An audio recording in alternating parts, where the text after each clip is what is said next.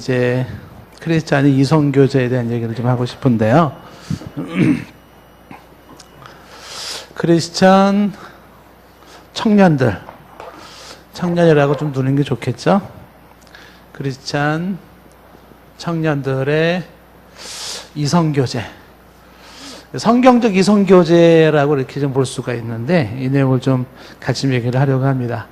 청년들한테 이제 지난번에 몇 명 모였을 때 얘기를 좀 했는데, 몇 명 청년들이 참석하지 못해가지고 아쉬움이 있었고, 또 오늘 이제 이 시간에 전체 우리 성도님들 있는 데서 이 얘기를 하려고 하는 것은 청년들만 알아야 될 문제는 아닌 것 같다. 부모 세대도 좀 알 필요가 있겠다. 이제 그런 취지에서 이 시간에 좀 얘기를 좀 하려고 합니다. 얘기하는 내용들을 좀 잘 참고하셨다가 자녀들이나 혹은 손주들한테라도 또 좋은 상담자가 되어주시고 좋은 이런 부분에 좀 안내자가 되어주신다면 좋겠다는 생각이 듭니다. 우리 세대만 하더라도 이성교제 뭐 이런 얘기를 교회에서 얘기하는 것 자체가 쑥스러운 얘기였었고요. 그러다 보니까는 알아서 이성교제하고 알아서 결혼해서 알아서 아들, 딸 낳고 살아야 되는 게 우리 세대들이었습니다. 엄마 교육, 아빠 교육을 받아본 적도 없고, 결혼에 대한 교육을 받아본 적도 없고, 자녀 양육에 대한 것도 교육을 받아본 적도 없고, 그냥 알아서 그냥 이렇게 살아야 되는 게 우리 세대들이었습니다. 그러다 보니까 굉장히 많은 시행착오도 생기고, 또 지나고 나면 이게 아니었는데 왜 그랬을까 이런 후회도 많이 생기곤 합니다. 그래서 이제 오래전이죠. 제가 미국에 유학 가기 전에 그래도 조금이라도 청년들을 좀 한번 돕고 싶은 마음에서 이성교제에 대한 세미나를 한 10년 동안을 했습니다. 그래서 청년들에게 조금이라도 좀 미리 알고 준비하고, 그리고 그런 이성교제를 하고 결혼을 이룰 수 있다 그러면 그만큼 시행착오를 줄일 수 있고, 또 그 인생 그만큼 또 보장되고 행복할 수 있지 않을까, 그런 취지에서 세미나를 했는데, 이 세미나를 하면 청년들의 반응 중에 이런 반응이 있습니다. 예를 들면은 세미나를 위해서 오늘 있잖아 크리스찬 이성교제에 대한 세미나 한대, 같이 가자. 막 그러면 친구들 반응 중에 하나가 그래 참 좋은 때지. 너나 가서 들어. 이렇게 너나 가서 들어. 그런 청년들의 반응들이 종종 있었어요. 얘기를 하면은 그래 좋은 때다. 이거 얼마나 좋으니 가서 들어. 그리고 자기는 안 들어요. 그 안 듣고 너나 가서 들어라고 얘기하는 이 사람은 나는 이거랑 상관이 없어라는 그런 전제가 담겨져 있기도 하고요. 내가 지금 뭐 굳이 사치스럽게 무슨 뭐 이성교제 뭐 이런 거나 신경 쓸 상황이 아니야. 뭐 이런 의미도 담겨 있을지 모르겠어요. 그런데 중요한 것은 이 땅의 모든 청년들은 독신의 은사가 없는 한은 누구나가 다 결혼하게 되어 있습니다. 누구나가 결혼해요. 독신 은사가 없는 한은 다만 언제 하든지 하게 되어 있습니다. 그렇기 때문에 그거를 미리 준비하지 않아도 되는 것은 아니에요.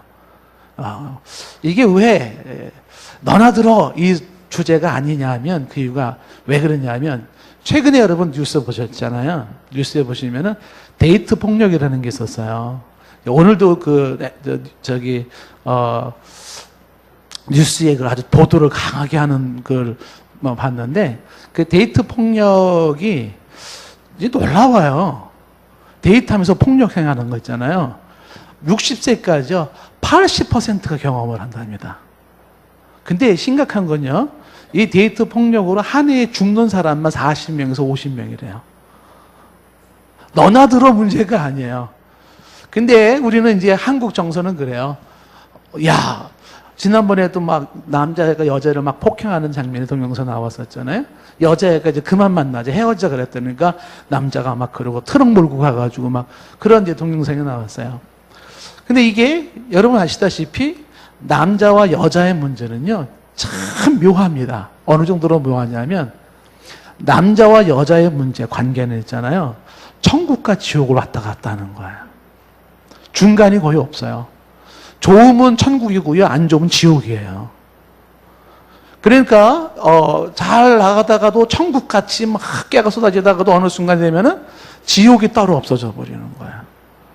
그래서 나타나는 비극적인 현상들.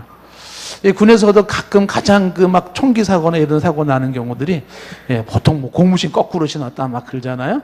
그런 데서 나타나는 현상들입니다. 관계가 안 돼 깨지는 거죠. 그러니까 이런 이성교제에 대한 이런 얘기는 너나 들어 그럴 성질의 것이 아니더라는 것이죠. 굉장히 심각합니다. 근데 이거를 부모가 자식한테 가르쳐 줄 기회가 없어요. 자식들도 배울 기회가 별로 없었습니다. 알아서 그냥 해야 돼요. 그 알아서 한다는 게 뭐예요? 눈에 보이는 영화를 통해서 혹은 뭐 소설을 통해서 친구들을 보면서 그냥 알아서 배우는 거야.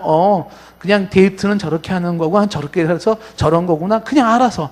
그 알아서 배우는 것들이 정석이 아니고 잘못된 게 너무 많은데 그래서 수도 없는 사람이 막 그냥 피눈물을 쏟아요. 돈은 돈대로 들고 인생은 인생대로 망가지고 그런데도 그냥 알아서 해야 돼요. 그걸 누가 얘기를 못했어요. 교회에서도 이걸 가르쳐 준 적이 없었어요. 예전에만 해도. 그런 얘기를 하면은 경망스럽게 교회에서 거룩한 곳에서 무슨 저런 세속적인 얘기는 하냐고. 이런 것이 우리 세대 때 그랬던 모습이죠. 가르쳐 준 적이 없습니다. 그래서 이 시간에 제가 이제 그동안에 제가 나름대로 공부해왔던 것들을 좀 정리해서 이야기할 때 여러분들 다시 한번 귀담아 들으시고 또 우리들의 자녀들 또 우리들의 손주들 아니면 주변에 누구라도 청년들이 있으면 직접 교사로서 티칭은 하지 못한다 하더라도 이런 생각을 가지고 좀 도와주실 수 있고 권면을 해줄 수 있다 그러면 좋겠다는 생각이 들고요. 그리고 또 우리 청년들이 지금 있어서 청년들한테는 좀 직접적인 좀 도움이 됐으면 좋겠다는 생각이 들어집니다. 오늘 제가 이제 크리스천 이성교제에 대한 이야기를 할 때 할 내용이 굉장히 많습니다. 굉장히 내용이 많은데 오늘은 이제 데이트와 관련된 이야기만 좀 하려고 해요. 근데 이 데이트와 관련된 이야기만 하려고 하는데 오늘 제가 말하고자 하는 이 데이트에 관련된 이야기의 궁극적인 지향점이 뭐냐면 그것은 뭐냐면 행복한 결혼 생활을 염두에 두고 제가 데이트를 좀 말하려고 하는 거예요. 그러니까 지금 이 청년들의 데이트가 결국은 결혼으로 이어졌으면 좋겠고 그 결혼이 행복한 결혼 생활이 있으면 좋겠어요. 그런 취지에서 지금 이제 데이트에 관련된 이성교제에 대한 얘기를 좀 나누도록 하겠습니다. 자, 다소 좀 진지함을 갖는 것도 좋습니다. 이성교제에 관련해서 데이트와 관련해서 제 얘기가 아니고 미국에서 이제 연구진들의 연구에 의하면은 남녀 관계의 데이트에서 결혼까지 이어지는 단계를 남녀 단계를 4단계로 얘기를 했어요. 4단계를. 그러니까 4단계를 거쳐서 결혼까지 가게 되어 있다라는 것입니다. 그래서 그 단계가 어떤 특징이 있는지를 얘기를 하면서 결혼까지 갈 수 있는 이렇게 좀 됐으면 좋겠죠. 첫 번째 단계를 보시면 첫 번째 단계가 그냥 한국말로는 먼 만남의 단계 이렇게 얘기해요. 먼 만남. 영어로는 divine meeting이라고 얘기를 하죠. divine meeting. 먼 만남의 단계. 네. 이 먼 만남의 단계라고 하는 것은 단지 얼굴만 인식할 수 있는 상호 안면을 알고 있는 정도를 먼 만남의 단계다. 이렇게 얘기를 하는 것이죠. 그러니까 남녀가 만날 때 처음에 그냥 서로가 저 사람은 누구야, 저 사람은 누구야 이렇게 안면만 알고 있는 그런 단계를 먼 만남의 단계라 이렇게 하는데 우리가 보통 이 먼 만남의 단계는 공동체에서 이루어지는 단계라고 얘기를 하는 거예요. 이웃이나 혹은 공동체에서 자주 얼굴을 보면서 알게 되는 먼 만남의 단계. 그러니까 직장 동료일 수도 있고 학교 친구일 수도 있고 교회 사람일 수도 있고 이웃 사람일 수도 있고 그죠? 이런 단계가 먼 만남의 단계다라고 하는 것입니다. 자, 크리스찬의 이성교제 제가 좀 전에 얘기를 했잖아요. 어떻게 얘기를 했어요? 말하고자 하는 게 궁극적으로 지금 지향하고 싶은 지향점이 뭐냐면 행복한 결혼 생활 이거를 지금 염두에 두고 얘기를 한다 그랬어요. 그런데 우리 인생의 행복한 결혼 생활은 여기서부터 시작되는 거예요. 먼 만남의 단계에서부터 여기서부터 시작이 되게 됩니다. 왜 이 먼 만남의 단계가 중요하냐라고 하면 이 먼 만남의 단계에서부터 이렇게 되어 있는 거죠. 첫 만남, 그 첫 단추예요. 그러니까 처음 시작되는 그 첫 단추가 어떻게 깨지는 거냐라고 하는 것이죠. 그래서 이 첫 만남은 첫 단추를 의미하는데 첫 만남부터가 잘못 만났어요. 그건 뭐가 될까요? 처음부터 단추가 잘못 끼기 시작한 거예요. 그러면 이제 1단계, 2단계, 3단계, 4단계 쭉 가잖아요. 그 4단계까지 가서 결혼까지 가요. 행복 보장 못해요. 처음부터 잘못 만났어요. 그래서 첫 만남부터 행복한 결혼의 결정은 여기서부터 시작된다는 것입니다. 그래서 어디에서 어떤 사람들을 처음 만날 거냐는 것이 일단 우리 젊은 사람들이 제일 신경을 써야 돼요. 이제 오늘 제 얘기를 들어보면 청년들 중에는 이런 생각이 들어요. 얘기 듣다 보니까 결혼하기엔 다 틀렸네. 너무 까다롭네. 그럴지 모르겠어요. 근데 그렇지 않아요. 적극적으로 지금 청년들 고등학교 졸업한 이후부터는 결혼을 생각을 해야 되고요. 그 다음에 그 결혼을 염두에 두고 적극적으로 사람을 만나야 돼요. 결혼은 어느 날 갑자기 자 여기서 결혼해 라고 뚝 떨어지는 게 아니에요. 내가 결혼을 하려고 사람을 찾아야 되는 거야. 근데 그 찾는 것이 이미 첫 만남에서부터 결정이 난다. 첫 단추. 그래서 이 첫 만남이라는 이루어지는 이 먼 만남의 단계에서 이때 신경 써야 될 것이 있어요. 제일 중요하게 신경 쓰는 거, 빨간 글씨 쓰는 게 뭐냐면 일단은 제일 중요한 게 예의입니다. 예의. 제가 이 빨간 글씨를 쓰는 것은 중요하기 때문에 그래요. 이 예의라고 하는 것은 먼 만남에서부터 2단계, 3단계, 4단계 결혼까지, 결혼 그 이후까지 계속 빠지지 않고 등장되는 게 이거예요. 첫 만남에서 그 다음에 두 번째 단계, 세 번째 단계, 네 번째 단계 결혼해서 결혼 이후까지도 반드시 놓치면 안 되고 실패하면 안 되는 게 뭐냐면 예의입니다. 남녀 관계에 있어서 제일 중요한 거, 부부지간에 제일 중요한 거 예의예요. 예의. 그래서 처음 만나면서부터 신경을 써야 되는 게 뭐냐면 예의를 갖추는 게 중요하다라고 하는 것입니다. 처음부터 신뢰가 되지 않도록 하는 것이 필요하다라는 것이고요. 그 다음에 이 두 번째 신경 써야 되는 게 먼 만남의 단계에서 이제 필요한 것이 뭐냐면 두 번째 필요한 것은 이때에 서로를 향해서 어떻게 될까요? 적절한 관심을 보이기 시작하는 거예요. 적절한 관심. 사람에 대해서 관심을 보여라. 보통 옛날 같은 방식으로 말한다 그러면요. 여성들이 매력을 풍겨야 돼요. 막. 그래서 남자들이 그 매력에 접근하게 만들어야 돼요. 옛날 같으면. 근데 요즘은 또 그렇진 않아요. 굳이 남자가 접근하지 않고 여자가 접근할 수도 있어요. 그래서 지금 20세 이상이 된 남자나 여자는 행복한 결혼 생활을 해야 됩니다. 독신의 은사가 없는 한. 제가 이제 독신의 은사가 있는지 없는지는 나중에 기회 되면 설명해 주겠지만 독신의 은사가 없으면 결혼을 해야 된다 그랬잖아요. 언젠간 합니다.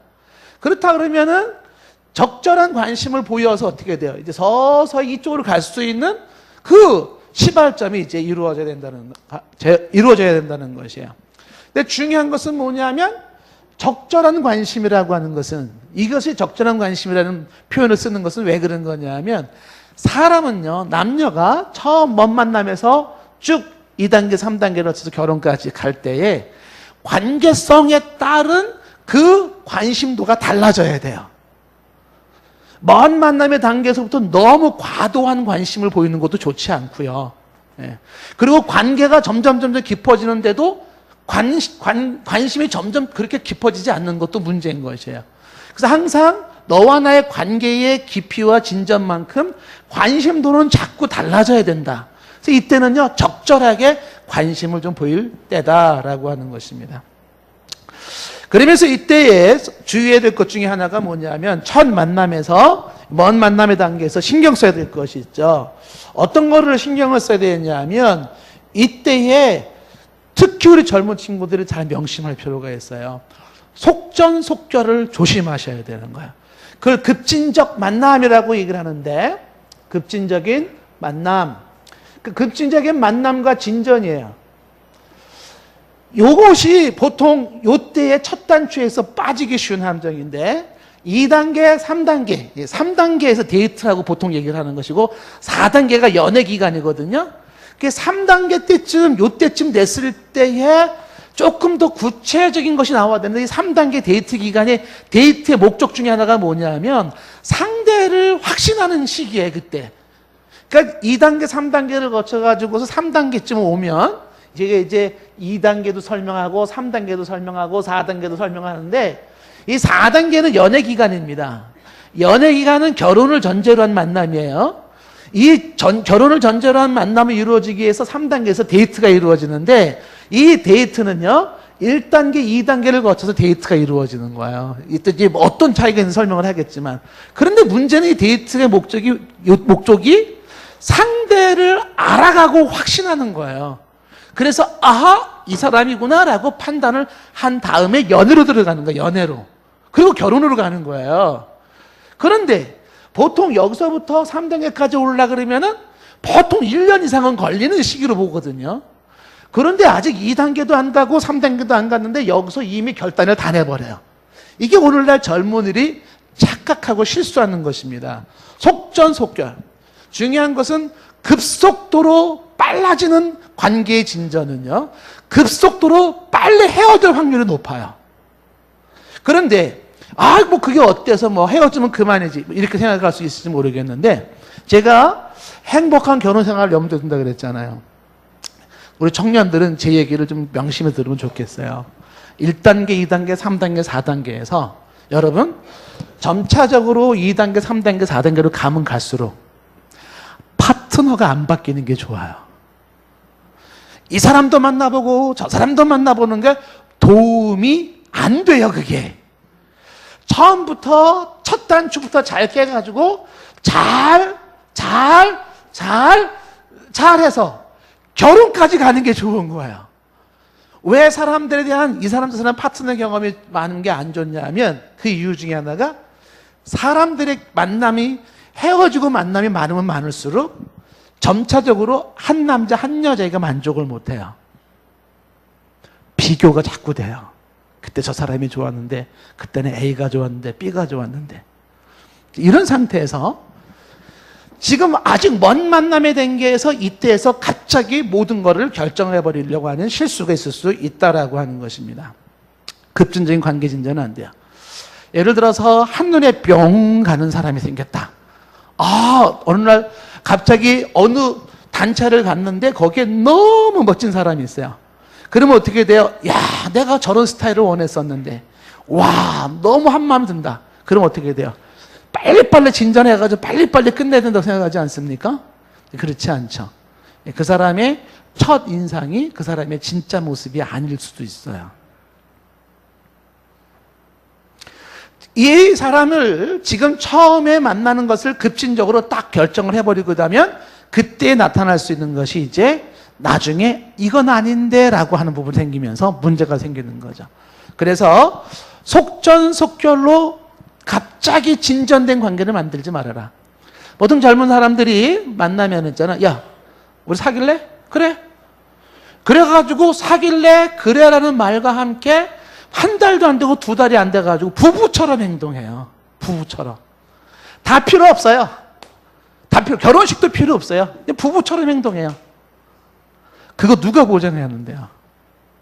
그리고 나서 아니다 싶을 때 헤어지는 그 고통이 너무 큰 거예요. 그 고통이.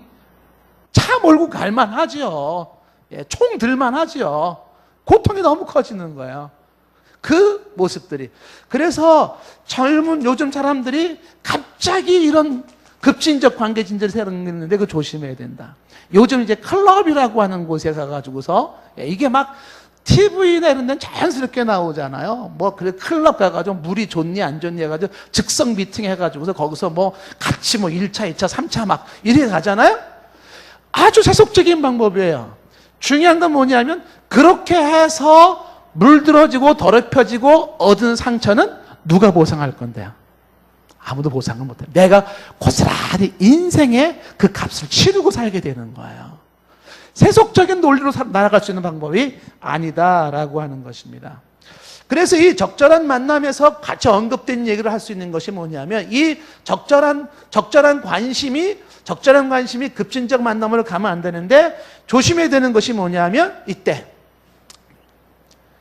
과잉친절이라든지 과잉친절, 그 다음에 상대방이 말하고 있는 농담, 눈빛, 이게 다 주의사항이어야 돼요. 여러분, 이 첫 만남에서 한눈에 반해가지고서 그때 화끈하게 막 그냥 쫙 그냥 쏟아붓는 상태가 나오게 되거든요.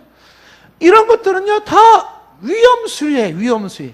한순간에 너무 갑자기 과도한 모습 속에서 결국은 이 첫 단추가 아닌 단추인데 올가매져 버려요, 올가매져. 그리고 이건 아닌데 그러면서 2단계, 3단계 슉슉 지나가가지고 결혼도 아닌 결혼을 해버려요. 그래서 조심해야 되는 게 과잉 친절을 베풀지 말아라 하는 거죠. 이 먼 만남에 된 것은 과잉 친절을 베풀지 말아라. 그래서 지나칠 정도로 뭐 선물을 한다든지 서비스를 베푼다든지 하는 것은 조심해야 돼요. 청년들한테 그런 얘기를 하죠. 과잉 친절을 베푸는 사람은 간첩이거나 이단일 확률이 높다.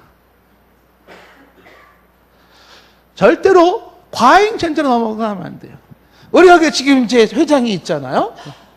만난 지 얼마 안 됐어요. 보니까 내 스타일인 거야, 이거는. 뿅 갔어요.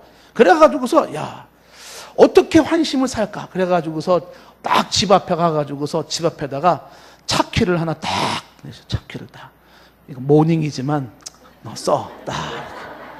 그러면 성찬이 그 모닝 받을 거야, 안 받을 거야? 고민 생겨요, 지금. 어? 안 받자니 아깝잖아요. 근데 받는 게 함정이에요. 지금 내가 그런 받을 상황이 아니에요.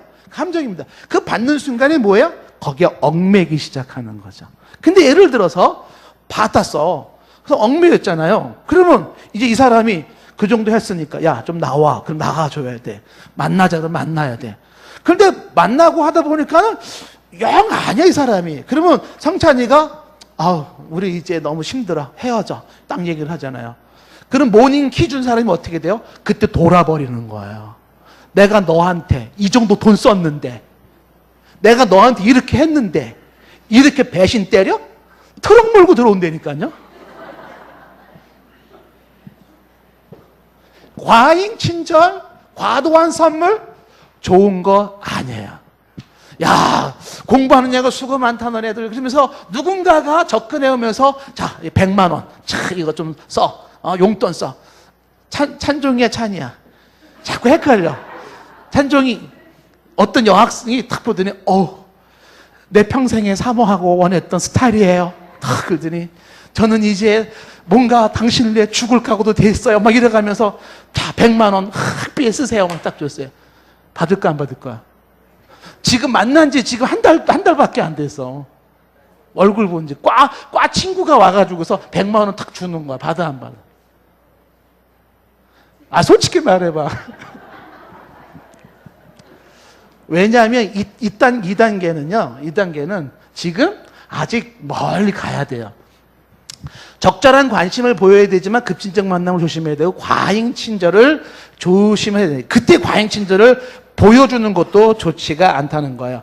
내가 과잉 친절을 했다고 하더라도 그것은 나중에 보상받고 싶어져요. 내가 했으니까 한 것만큼 받고 싶어지고, 받은 사람은 받았기 때문에 거기에 걸만큼 반응을 보여야 되는데 못 보여주면 상대방이 또 노여우면서 하는 거예요.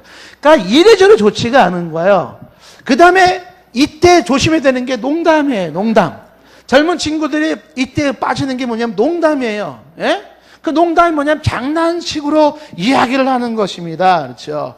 예? 우리 사귈까? 그래, 사겨. 가볍게 얘기 되는 거지. 에이, 결혼이나 해버릴까? 그래, 해버려. 그런 농담이 그냥 얼감해져 버리는 거야. 제가 지금 말씀드리고 싶은 건 뭐냐면, 그런 모든 게 일회적 사건으로 끝나는 게 아니라는 거예요. 우리는 영원히 앞으로 죽을 때까지 이거를 생각을 해야 되는데, 그런 게 이런 거를 보장하지 않는다라고 하는 것입니다. 그리고 이 농담뿐만 아니라 이 장난이죠. 이때는요, 눈빛도 조심하셔야 되는 겁니다. 사람의 눈빛에 의해서 사람들이 망가질 수가 있다라고 하는 것이죠. 원치 않는 관계의 진전을 생각했을 때 첫 만남은 첫 단추다라고 하는 것을 염두에 두셔야 돼요. 그래서 처음부터 만남이 중요하다라고 하는 것이죠. 제가 이제 이 먼 만남의 단계를 위해서 제시하는 게 있어요.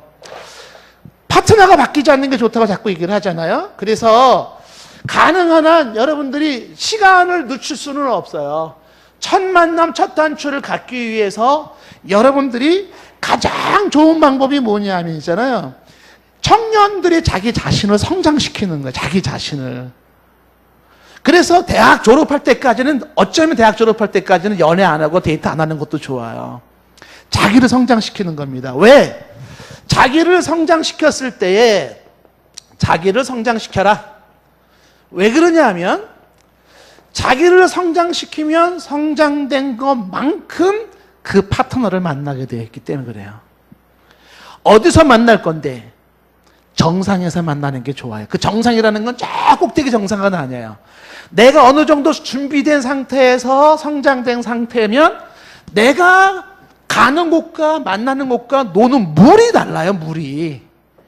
지금 내가 중학교 2학년, 3학년 때 막 빨갛게 칠하고 막 칠하고 여기서 중학생들이 노는 거랑 대학교 졸업하고 사람들 친구 만나고 노는 물이 다르고 수준이 달라요. 사람은 유유상종으로 만나는 거예요. 그렇기 때문에 내가 나를 준비시켜가지고 대학교 졸업했잖아요.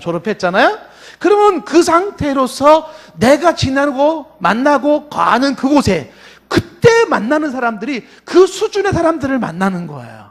그 수준의 사람을. 첫 만남에서 결혼까지 가는 걸 염두에 둘 때 처음부터 나는 제대로 사람 만나고 싶다. 어디서 고를 건데요? 첫 만나면 어디서 고를 건데요? 그냥 막 그렇게 뒷골목에서 막 노는 애들이랑 만나겠어요? 클럽에서 만나는 사람이랑 그러고 지내고 싶겠어요? 생각을 해보세요. 예? 성찬이가 앞에 앉아서 항상 여기는 저기 조교예요, 조교. 성찬아, 너가 파트너가 만약에 있는데 그 파트너를 클럽에서 만났어. 그러면요, 보세요. 그게 결혼해도 또 클럽 또 갈 건데 어떡하지? 안 간다고 보장 못해요. 왜 파트너를 클럽에서 골라요? 왜 파트너를 뒷골목에서 골라요? 아니, 멋진 곳에서, 좋은 곳에서 아주 보석 같은 거 고르면 좋지 않아요? 하은아, 어디서 파트너 고르고 싶으니? 얘기해봐. 1번 뒷골목, 2번 클럽, 3번 근사한 곳에서. 근사한 곳에서. 그러면 하은이가 근사한 사람이 되어 있어야 돼요. 그래야지 내가 근사한 사람으로 근사한 곳에 가서 근사한 행동을 할 때 내 주변에 누가 와요? 근사한 사람이 오는 거예요. 거기에서부터 만남이 이루어지는 게 좋다라고 하는 것이에요. 우리 청년들 따라해보자. 정상에서 만나자. 그러니까 데이트를 일찍 하는 거 있잖아요. 너무 빨리 만나는 거 있잖아요. 그게 좋을 수도 있어요. 전혀 나쁘다고만 말할 수는 없어요. 그런데 사람에 대한 선택의 폭이 안 좋아져요. 여러분, 우리 자매들도 지금 나이가 자꾸 들어가는 자매들이 있잖아요. 형제도 마찬가지고. 근데 이게 이래요. 사람이 뒤로 가서 만나면 만날수록 있잖아요. 30대, 40대 막 뒤로 가서 만날수록 정말 선택의 폭은 줄어듭니다. 너무 빨리 사람을 만나는 것도 좋지 않지만 너무 뒤에서 만나는 것도 좋지는 않아요. 그래서 적정한 수준에서 만나야 되는데 그거를 이제 대학 졸업하고 만나면 좋겠다. 자기를 성장시켜라. 그래서 성장해서 정상에서 만나라 라고 하는 것입니다. 먼 만남의 단계, 어느 공동체에 들어갈 것인가, 어느 공동체에서 어떤 사람들과 함께 어울릴 것인가, 여기에서부터 서서히 내 파트너는 어딨나 이렇게 보게 되는 거예요. 그래서 이 먼 만남의 단계에서 그 다음에 두 번째 단계로 넘어가는 게 뭐냐면 보다 가까운 만남이라고 얘기를 해요. 보다 가까운 만남. 보다 가까운 만남을 이제 영어로 casual meeting이라고 이렇게 얘기를 합니다. 영어에서는 이 casual meeting이라고 하는 것은 이거는 공동체에서 만나는 사람이라면 이 보다 가까운 만남은 이제는 1대1로 대화가 가능한 상태가 되는 거예요. 개인적인 대화가 가능한 단계, 이렇게. 이때는 여러 사람들과 함께 만나는 게 아니라 둘의 대화가 가능한 시기를 이제 이때 단계라고 얘기를 하는 것입니다. 이때 당시에는 우리가 이 부분을 생각하기 때문에 처음에서부터 정말 제대로 된 사람을 만나서 제대로 된 사람과 함께 2단계, 3단계 거쳐서 그 제대로 된 사람과 함께 여기까지 갈 수 있으면 좋아요. 그렇기 때문에 이제 이 첫 만남이 여기서 조금 더 신경을 써야 되는 거죠. 그래서 이 1대1로 만날 때는 여기서 뭘 신경 써야 되냐면 상대방의 내면을 보기 시작해야 돼요. 상대방의 내면을 보라. 상대방의 내면을 보라고 얘기하는 것은 대화를 통해서 상대방의 내면을 봐야 된다는 것이죠. 사람의 진면모는 외모가 아니에요. 내면이에요. 우리 결혼하신 분은 알겠지만은요, 결혼하면 있잖아요, 외모는 눈에 안 들어와요. 지금은 짱이다, 쿨이다, 멋지다, 막 미인이다, 그죠? 결혼한 후에는 외모는 거의 안 들어와요. 내가 평생 행복한 결혼 생활하는 건 그 사람의 외모로 사는 게 아니에요. 그 사람의 인간성이나 내면으로 사는 거예요, 내면. 그러면 파트너를 지금 골라야 되는 상황에서 상대방의 내면의 실상을 볼 수 있어야 된다라고 하는 것입니다. 자, 이것이 보다 가까운 단계에서 1대1로 만나면서 상대방을 좀 골라가는 겁니다. 내 사람을 골라야 돼요. 그러기 위해서는 지금 상대방의 내면을 눈여겨봐라 라고 하는 것입니다. 그러면서 이때 두 번째에서 신경 써야 될 게 뭐냐면 여전히 여기서는 아직 1대1로 만나고 있는 그 사람이 내 사람 연애 기간이 들어가지 않은 상태이기 때문에 교제권을 넓혀야 돼요. 교제권을 넓혀라. 왜 그러냐 하면 보통 친구들이, 우리 청년 친구들이 속전속결로 이루어진다 그랬잖아요. 이미 2단계에서 너랑 나랑 1대1 만남이 되고서 그 다음에 차단을 해버려, 차단을. 더 이상의 다른 남자, 다른 자매를 만나는 건 마치 바람 피운다고 생각을 해버려요. 그리고 지금 너랑 나랑 지금 여기서 이미 1대1로 우리 사귈래? 그래. 여기 됐기 때문에 다른 사람을 교제권을 갖는다는 것은 이거는 아주 비열하고 치사한 거로 보여지기 때문에 여기서부터 여기로 들어오는 순간에 교제권이 차단돼 버려요. 안타까운 부분이 이런 부분들이에요. 아직 3단계, 4단계 결혼까지도 안 갔어요. 누가 가르쳐 준 적도 없어, 이런 단계를. 얘기했잖아요. 이미 여기서 부부처럼 행동해 버린다니까요. 부부처럼. 그래가지고 둘이 만나면은 남자와 여자가 딱 들어주고 뭐 챙겨주고 기념일 챙기고 어쩌고 저쩌고 그러면서 더 이상의 교제권을 가지지를 못해요. 과연 하나님이 내게 주신 베스트가 어디 있나? 더 눈을 열어서 넓게 멀리 보고 거기서 골라야 되는 거예요. 근데 지금 너랑 나랑 딱 정해졌기 때문에 20살에 정해져 버렸어. 그래가지고 내 주변에 누군가를 지금 같이 교제할 수 있는 상황이 없어져 버려요. 이건 아니에요. 이때는 아직까지는 교제권을 넓히고 개인적인 대화를 나눈다는 건 아직까지 우리가 흔히 얘기하는 사귀는 그런 개념은 아니에요. 데이트 개념은 아니다라고 하는 것입니다. 그래서 이때는 교제권을 넓히고 대화가 굉장히 다양해져야 한다라고 하는 것입니다. 2단계에서 1단계에서 마찬가지로 2단계에서 빠지기 쉬운 게 뭐냐면 상대방의 미화된 모습이에요. 지금 보통 사람은요, 지금 1단계, 2단계에서 거의 빠지는 함정이 뭐냐면 미화된 모습입니다. 나의 미화된 모습, 너의 미화된 모습에 속는 거예요. 그게 그 사람의 진 모습은 아니라 그랬잖아요. 상대방의 내면을 지금 보고 그 사람을 파악하는 데 시간이 걸려요. 많은 시간이 걸려요. 그런데 이 미화된 모습에 거기에 빠지거나 속을 수가 있다라고 하는 것입니다. 그래서 이때도 강조하는 게 뭐예요? 항상 속단은 금물입니다. 속단하지 말아라 라고 하는 것입니다. 속단하지 말아라. 아직까지도 속단할 상황이 아니에요. 왜? 알아가야 할 상대이기 때문에 그렇다라고 하는 것입니다. 그래서 외적인 순간에 눈 돌리기 쉬운 모습이에요. 외적인 순간에 눈 돌리기 쉽고 빠지기 쉬운 이때이기 때문에 속단하면 안 되고 그 외적인 모습에 빠지지 않도록 해야 된다라고 하는 것이죠.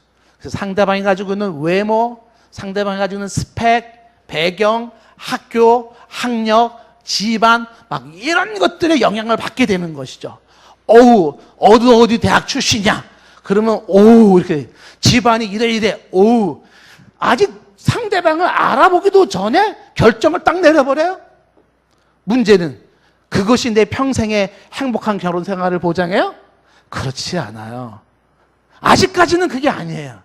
그래서 미화된 모습에 그 외관상의 조건이나 이런 거 가지고 결단하지 말아라, 속단하지 말아라 라고 하는 거예요. 제가 우리 청년들한테 이성교제 얘기할 때 항상 하는 얘기가 있어요. 어렵게 만나고 어렵게 헤어져야 돼. 아니, 어렵게 만나고 안 헤어지는 게 좋습니다. 쉽게 만나고 쉽게 헤어지는 거 아주 낭비되고 인생의 소모적인 거예요. 그러니까 아주 어렵게 만나고 가능한 한 끝까지 결혼까지 가는 게 좋은 거예요. 끝까지. 파트너가 안 바뀌는 게. 그래서 속단한다는 건 뭐냐면 쉽게 만나요. 불안해지는 겁니다. 속단하지 말아라. 그래서 이때는요, 보다 가까운 만남, 1대1로 개인적인 만남이 이루어질 때는요, 이때 특별히 신경 써야 되는 게 뭐냐면 만나는 시간과 장소예요. 만나는 시간과 장소를 신경을 써야 됩니다. 그래서 늦은 시간, 외진 장소를 피하셔야 돼요. 이때 둘이 대화가 조금 이제 만나서 대화가 되는 시기입니까? 그때는요, 늦은 시간, 밤 시간, 외진 장소에서 만나면 안 된다. 이게 주의사항으로 꼭 들어가야 돼. 왠지 아시겠죠? 모든 인간은 환경의 동물이고 분위기의 동물이에요. 아직까지 이 사람이 내 사람이라고 하는 결정을 못 내리는 상태에서 그 분위기에 빠져가지고 어떻게 돼요? 여기서 부부처럼 결론이 나버려요. 그래서 행복하게 잘 살면 됐지 뭐. 예, 그러면 고마워요. 문제는 이때 이런 속단을 내려가지고 그렇게 늦은 시간에 외진 장소에서 그렇게 분위기에 결정할 정도의 사람이라면 그 이후 결혼 생활 안 봐도 거의 환호합니다. 이렇게 나갈 사람이란 정도라면 그러면 그 사람 앞으로의 결혼 생활 별 볼 일 없다 이런 생각이 드는 거죠. 만남 시간과 만남 장소에 부모님들이 자꾸 그러잖아요. 늦은 시간 들어가지 마라. 자꾸 딴 데서 자고 오려고 하지 말아라. 그런 얘기 하잖아요. 그래 왜 그러냐 하면 이때 함정에 빠지지 않게 그러는 거예요. 함정에 빠지지 않게.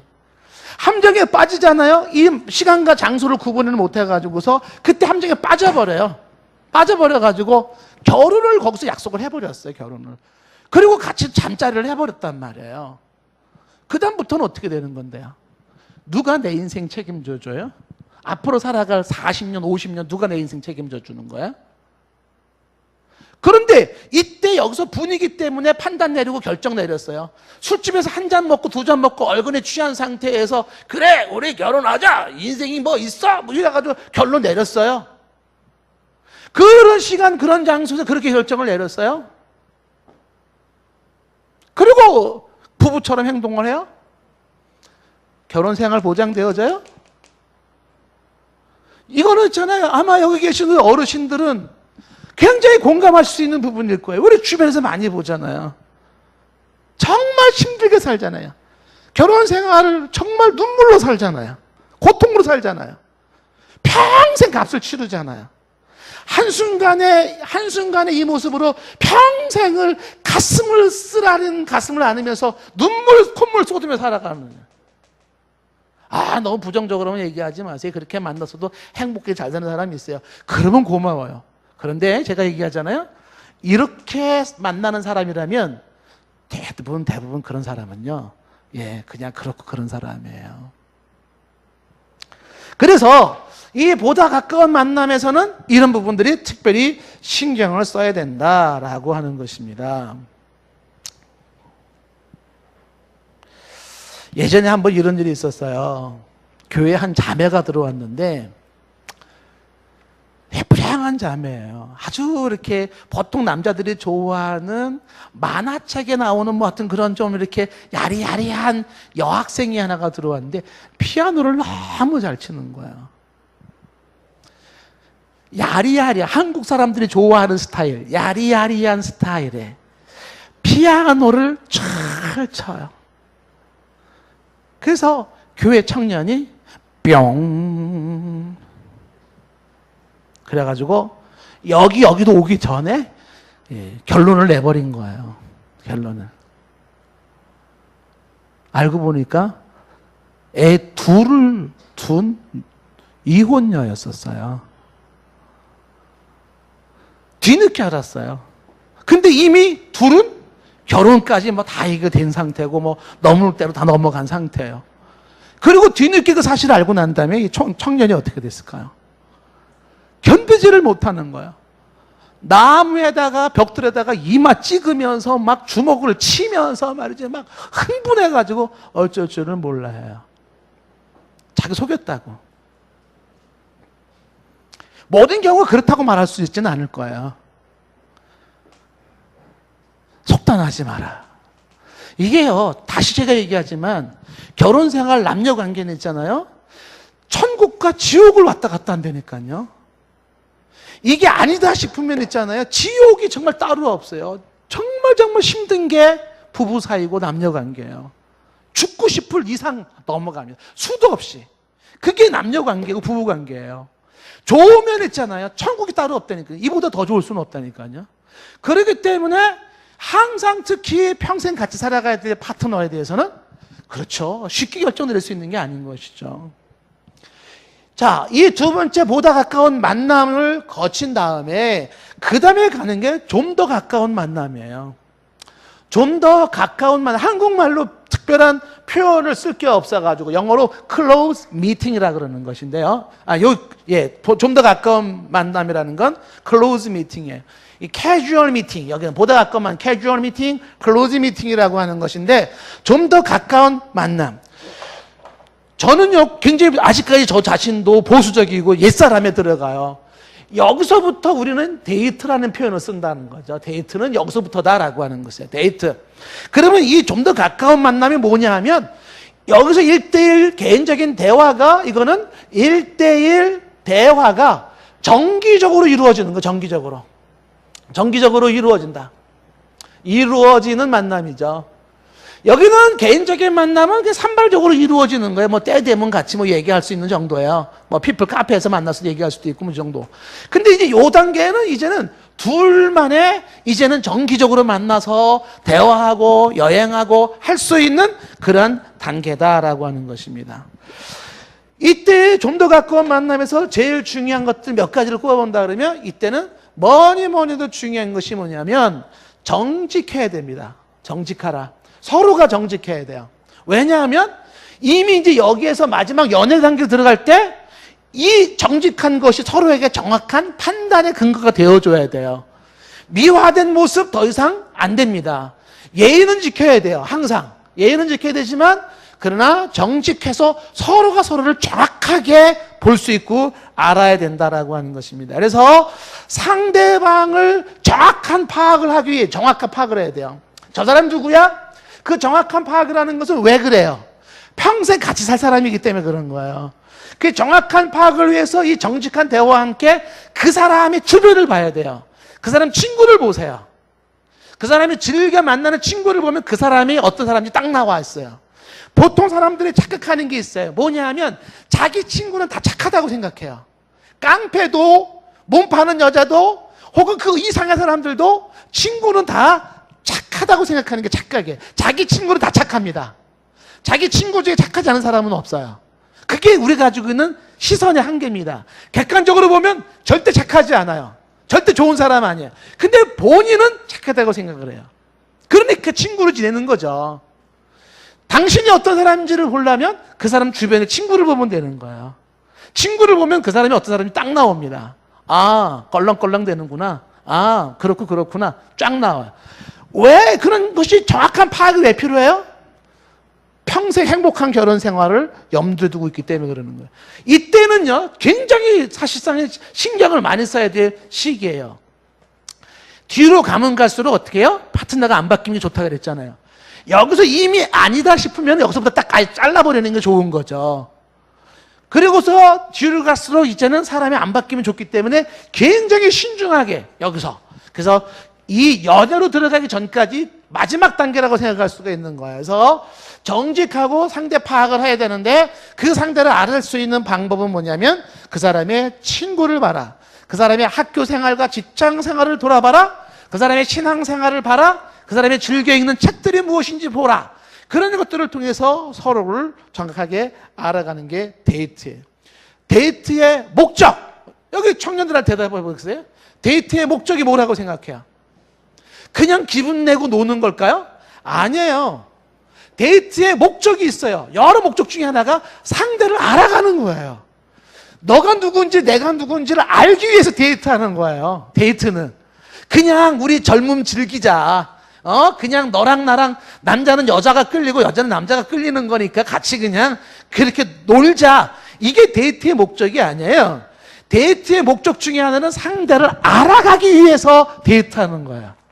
그것이 여기에서 결혼으로 가기 위한 방법이기 때문에 상대를 알기 위해서 정직하고 상대를 정확하게 파악하기 위해서 주변 친구와 그 사람이 가지고 있는 친구뿐만 아니라 학교 생활 혹은 직장 생활을 눈여겨 봐둬야 되는 것이죠. 그러면서 이때는요, 굉장히 자기 자신을 오픈을 많이 해야 돼요. 너도 오픈하고 나도 오픈을 해야 됩니다. 자꾸만. 그래서 자신들의 개인적인 인생 사례와 가정의 문제와 이런 것들이 많이 오픈될 필요가 있어요. 과거, 현재, 미래에 대해서. 여기도 관계의 진전에 따라서 오픈을 해야 되겠지만 너무 빠른 오픈도 좋지 않고 너무 늦은 오픈도 좋지는 않지만 그러나 오픈을 해서 서로가 서로를 속 깊은 것을 볼 수 있게 해야 한다라는 것입니다. 우리 청년들한테 이 데이트 단계까지 오잖아요. 그러면 이때는요, 피동적으로 끌려가는 사람이 되지 마세요. 데이트를 끌고 가는 주체자가 되셔야 돼요. 크리스찬들은 상대방이 끌고 가는 대로 끌려가지 마시고 어떻게 해라? 내가 의도한 대로 끌고 갈 수 있는 데이트가 되게 하라는 거죠.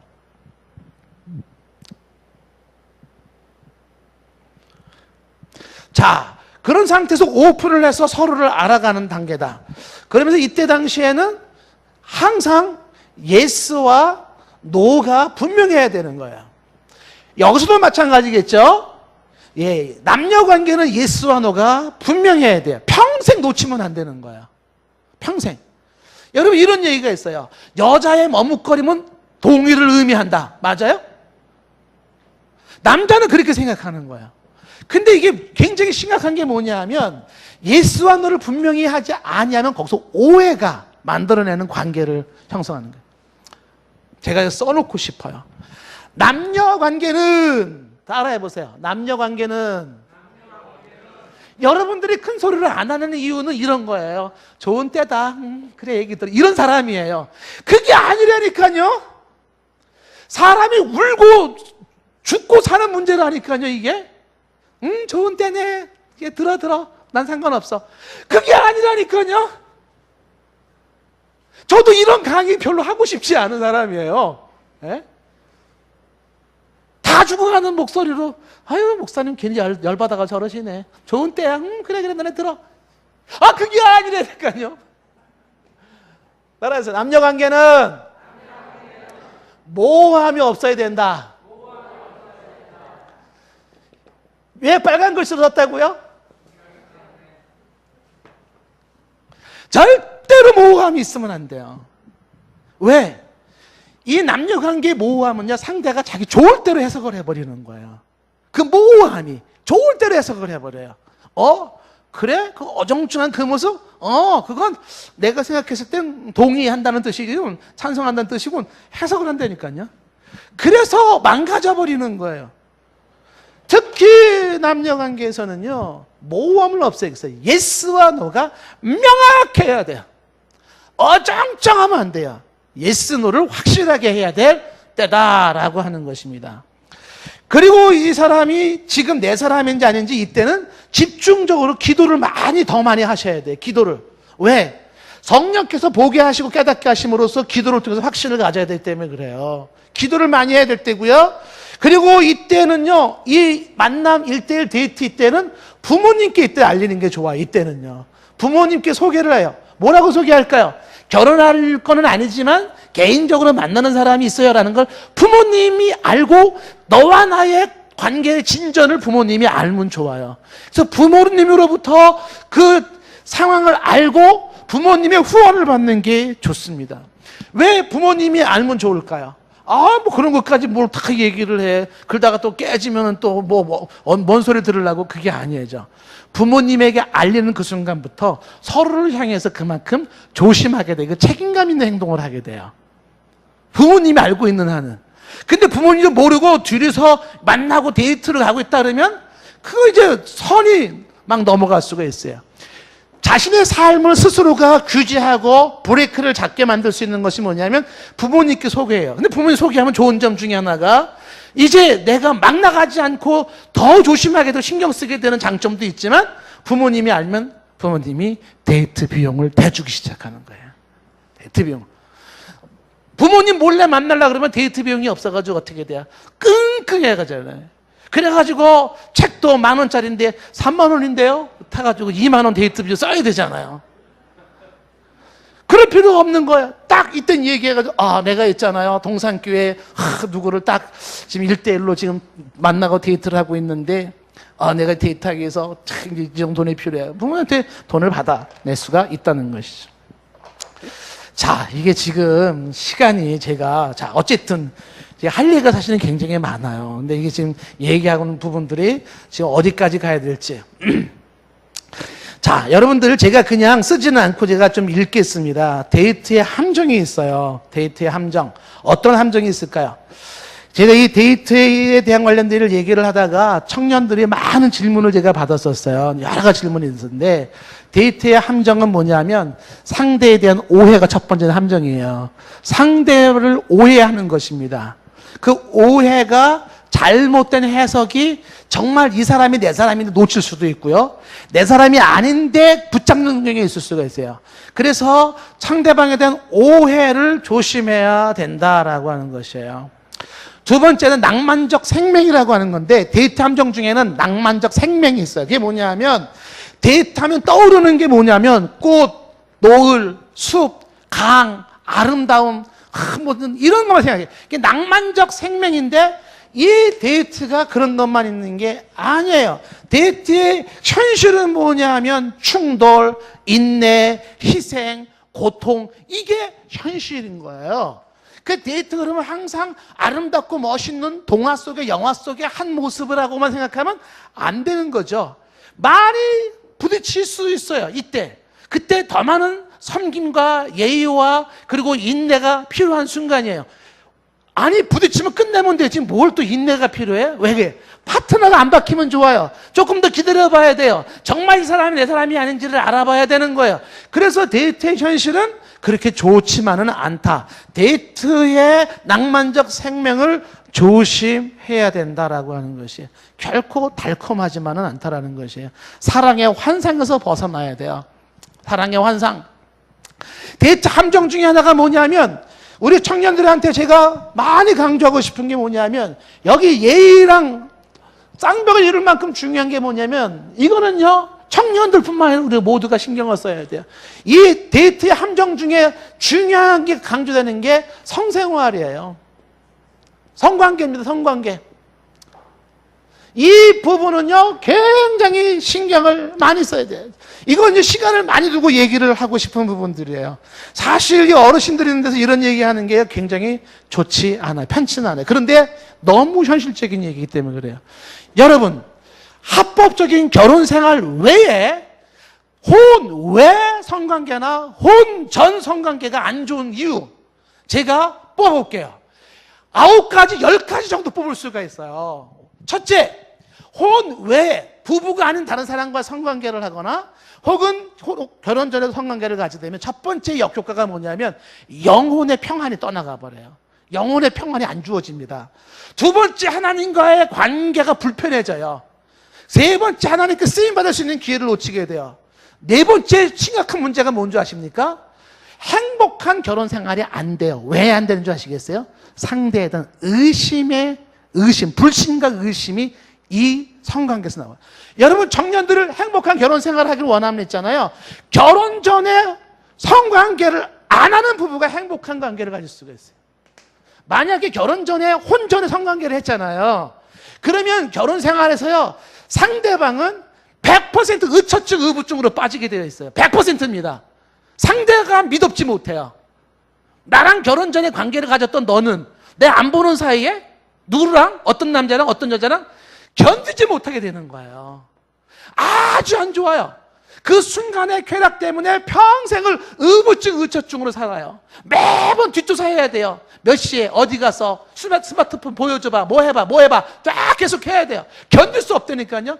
부부가 떨어져만 있어도 어떻게 되냐면 이상한 상상이 드는 거예요. 혹시 집에 누구 불러들여가지고 혹시 어디서 누구랑 혼전 성관계가 주는 불이익은요 굉장히 많아요. 그 중에 하나가 상대에 대한 불신감을 만들어 놓는 거예요. 의심과. 그리고 이런 혼전 성관계는 절대로 두 사람 사이에 존경심을 뺏어가 버려요. 존경심이 사라지게 되어 있어요.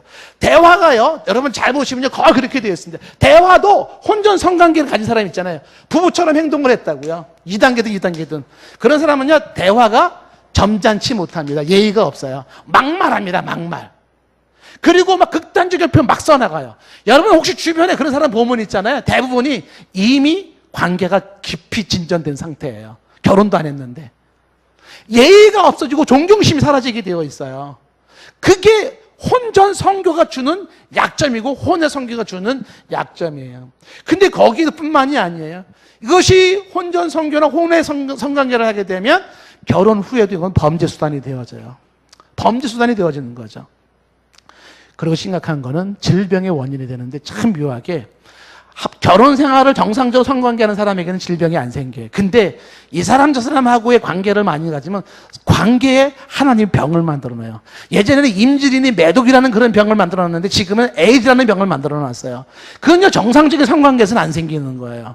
그런 질병이 나오기 시작하면서 고름 쏟고 그리고 막 병 때문에 고통하고 몸이 썩어 들어가고. 여러분 이런 거 영화에 나와요? 영화에 보면은 두 사람이 사랑했잖아요. 우리 사랑해. 그래가지고 낭만적으로 해가지고 영화 끝이 뭐예요? 난 따다단 결혼. 그게 끝이잖아요. 그게 현실이에요? 아니에요. 현실 그거 아니에요. 현실은 의심해야 되고 챙겨야 되고 병 생겨야 되고 치료받아야 되고 돈 구해야 되고 지독한 게 현실이에요. 영화에 속으면 안 돼요. 그게 혼전 성관계가 주는 모습이에요. 질병의 원인이 되는 것이. 그리고 이거는요 평생 죄의식을 가지고 살게 되어 있어요. 물론 그 죄도 용서받지 못할 죄는 아니에요.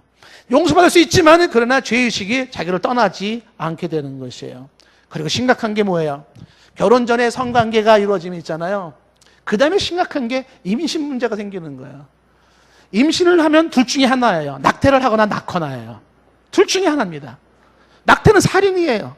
여러분 이거를 적나라하게 여러분 한번 보시면 있잖아요. 사실 끔찍한 거 사람을 죽이는 건데 수술 칼에 들어가잖아요. 아기가 공포에 질려가지고 뱃속에서 도망가고 숨습니다. 내 부속물이 아니에요. 엄마 뱃속에는 부속물이 아니에요. 그런데 그렇게 하게 되면 거기에 대한 후유증도 따라오죠. 안 그러면 나야 되는데 미혼모 되죠. 미혼모 되죠. 어쩌겠다는 거예요. 굉장히 신경 쓰여지는 거예요. 왜 순간적인 쾌락, 영화 장면 따라갔다가 왜 그런 불이익을 당해야 되냐라는 것이죠. 이런 문제가 생기는 것이죠. 그리고 하나님 앞에서 심판을 자초해요. 무분별한 성생활이 이루어져요. 그 오늘날에 간통죄가 없어졌어요. 대한민국. 왠 줄 아시겠어요? 무분별한 성생활 하고 싶은 거예요. 국민들이 무분별한 성생활 하고 싶은 거예요. 왜 그래요? 이미 개념이 깨졌거든요. 이미 깨졌어요. 그렇기 때문에 이제 정상적인 그러한 성경적인 원칙적인 성생활은 재미가 없다는 거거든요. 그러니까 간통죄 폐지하는데 판사가 치는 거예요. 왜? 판사도 그렇게 살고 싶은 거예요. 자기도 무너졌거든요. 이 성생활에 무너져 있는 간통죄 폐지가 이제 뭐 자기가 원하는 뭐 그 성적인 자기가 주체성을 가지고 하는 정도로 끝납니까? 제가 더 심한 얘기를 못해요. 어디까지 갈지. 이 막 나가는 성생활은 있잖아요. 상상을 초월한 데까지 가버리는 거죠. 제가 강조하는 게 뭐냐 하면 남녀 관계에 있어서 결혼한 사람들도 마찬가지예요. 어떤 사람은 그러죠. 우리는 관계만 안 가졌지. 보통 제가 말하기도 쑥스러운 소위 전이 후이 뭐 만질 때 이런 거 다 만지고 우리는 관계는 안 가졌다고 깨끗하다고 말해요. 그것도 음란하고 죄악이에요. 그런데 이런 부분들에 대해서 이 무너진 모습이 평생 갖고 가야 되는 고통의 짐이라는 거죠. 제가 지금 이 네 번째 단계를 지금 얘기를 좀 해야 되는데, 제가 이렇게 말씀을 드릴 수 있어요. 청년들한테도 마찬가지고 어른들도 마찬가지래요. 남녀 관계는 있잖아요. 성적이지 않고도 가슴 설레는 데이트가 가능하다는 걸 알아야 돼요. 성적이지 않고 음란하지 않고도 너와 나의 데이트 이성구조가 행복하고 아름다울 수 있다는 사실을 아셔야 돼요. 꼭 사랑한다 그러면 꼭 가야 되는 게 그 육체 관계로 가야 돼요. 그렇게 가지 않고도 가슴 설레이는 데이트가 가능할 수 있다는 거예요. 그 대표적인 예가 오래전에 썼던 23세 사랑, 23세 사랑, 47의 성공이라는 조한니 씨예요. 그 책 두 권으로 되어 있는데 제가 두 권을 보는데, 서강대학교의 대학생 1학년 학생이 당시에 교수였던 신부의 신부, 그 신부랑 사랑에 빠졌어요. 충격이었었잖아요. 근데 그 두 사람이 그렇게 열렬하게 사랑을 하는데 육체 관계를 가지질 않아요. 누구보다도. 그게 가능하다라고 하는 것이에요.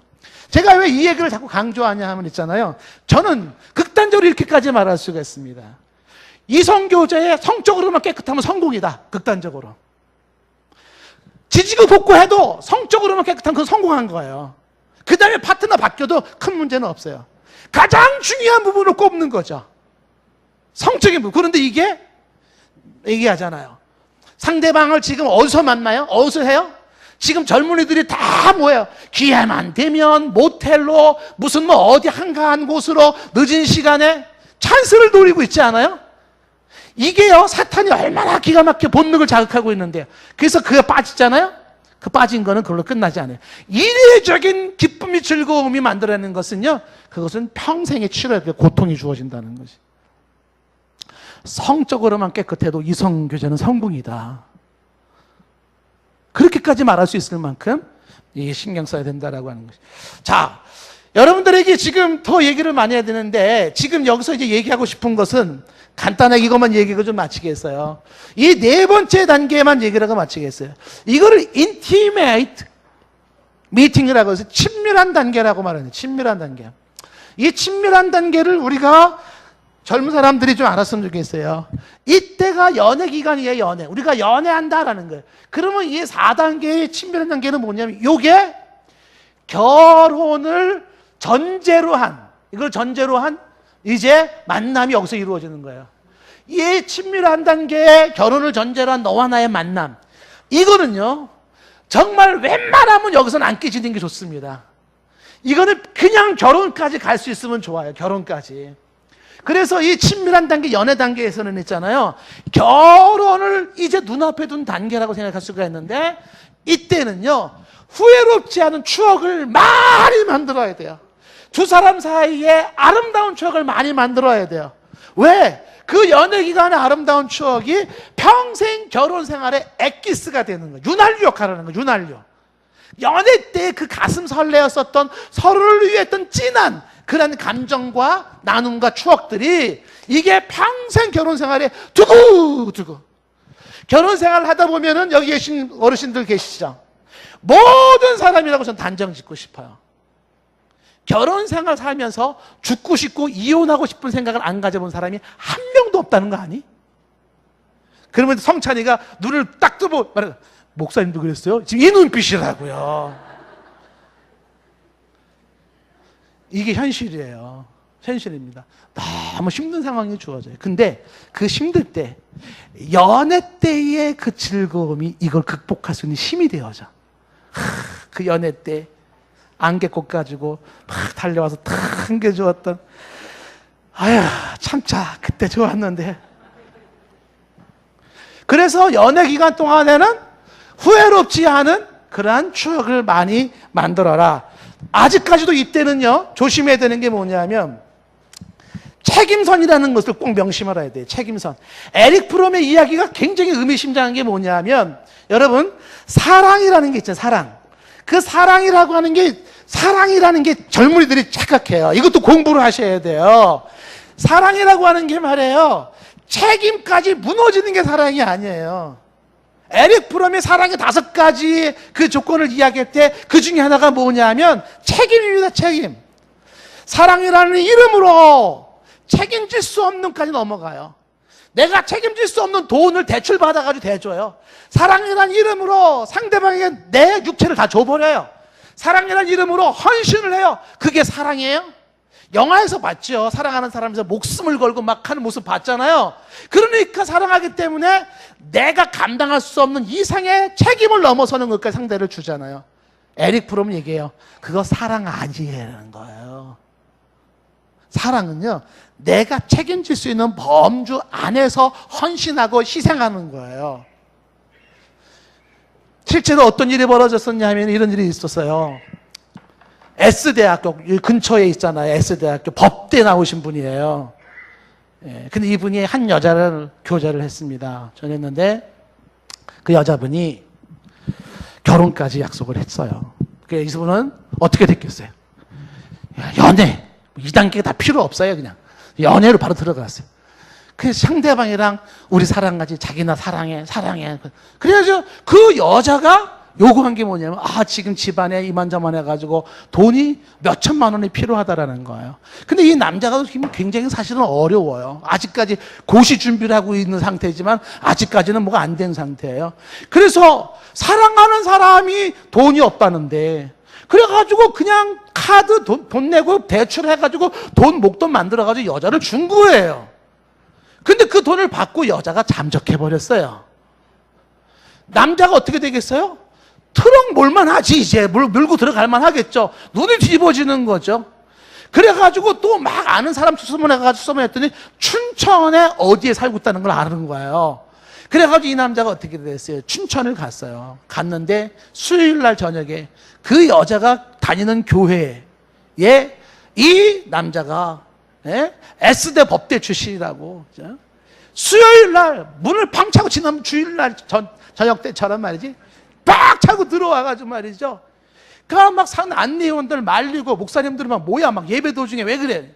이 친구가 잠깐요 할 말 있습니다. 막 그리고 막 앞으로 나온 거예요. 그 사람들 말리고 그랬는데 앞에 나왔어요. 그리고 앉아 있는 그 여자를 가리키면 장로님 딸이에요. 가리키면서 이 여자가 혼인 빙자 사기죄를 벌였습니다. 막 얘기를 한 거예요. 그러면 뭐해요? 자기만 우스운 꼴이 된 건데. 그거 사랑 아니었었어요. 사랑이라는 이름으로 책임까지 질 수 없는 것까지 넘어가는 것은 사랑이 아니다라는 것이죠. 정말 3박 4일이고 4박 4일이고 좀 얘기를 해야 되는데 오늘도 제가 이거 지난번에 한번 얘기했다가 청년들한테 조금 부족하다 싶어요. 오늘 더 얘기를 한다고 하는 건데도 양이 좀 안 찹니다. 우리 청년들 정말 그 데이트 이성교제에 대한 공부 좀 많이 하시고 결혼에 대한 공부도 많이 하셔서 최소한 오늘 이야기한 것 중에 이런 4단계를 통해서 하는구나. 이걸 제가 세미나 하니까 사람들이 얘기하더라고요. 질문하는데 막 질문을 많이 해요. 1단계, 2단계, 3단계, 4단계는 기간을 얼마나 정하면 될까요? 뭐 이런 질문도 나오고 1단계, 2단계, 3단계, 4단계 동안 허용될 수 있는 것과 허용될 수 없는 거 뭔지 구체적으로 말해주세요. 데이트하면서 가볼 만한 곳은 어디고 할 만한 게 뭐가 있는지 말해주세요. 질문이 엄청 많았어요. 그런 거 다 공부하셔야 돼요. 예. 스킨십은 1단계 스킨십은 어디까지 가능한가요? 2단계는 어디까지 가능한가요? 3단계는 어디까지 가능한가요? 막 이런 질문도 막 나고 그랬었어요. 자, 중요한 것은 남녀 관계는 단계가 있다. 특히 이성교제가. 제가 여러분에게 지금 말씀드리는 거는 이런 걸 생각하니까 결혼 못 하겠네요. 이런 생각하지 마시고요. 행복한 결혼 생활을 해서 절차를 밟아야 되는데 이 절차에서 3단계까지 보통 한 1년 정도로 봐요. 이때 데이트가 이루어지고 그 데이트가 연애까지 가서 그 사람이 바뀌지 않고 결혼까지 갈 수 있으면 좋겠다라고 하는 것이고요. 그러면서도 평생 예의를 잃으면 안 되고요. 성생활 특히 신경을 써야 된다라고 하는 것들을 말씀을 드립니다. 우리 청년들 까다롭네. 이젠 이러다간 결혼도 못하겠네. 이런 생각 가지지 마시고 축복합니다. 첫 만남이 결혼까지 갈 수 있는 좋은 만남의 사람이 될 수 있도록 기도해 주시기 바라겠어요. 여러분들 아시겠죠? 유대인들은요 전쟁에 나갈 때 2번 기도하고 결혼 파트너 만날 때 3번 기도한다 그러잖아요. 기도하시되 3번 기도하시. 부모님들 기도해 주셔야 되고 은지야, 더 해야 되니? 그만해야 되니? 기도하겠습니다. 자, 우리 한 1, 2분 정도만 합심해서 우리의 자녀들, 또 우리의 손주들, 잘하고 있는 자녀들이 있고 손주들도 있어요. 아름답고 행복한 결혼 생활, 거룩하고 정말 가슴 설레는 아름다운 데이트가 이루어지고 하나님의 정하신 때에 하나님의 정하신 방법으로 결혼이 이루어질 수 있도록 축복하는 기도를 했으면 좋겠습니다. 같이 한 1, 2분 정도 하시면서 기도합시다. 하나님 아버지, 주님 우리들의 자녀들을 축복합니다.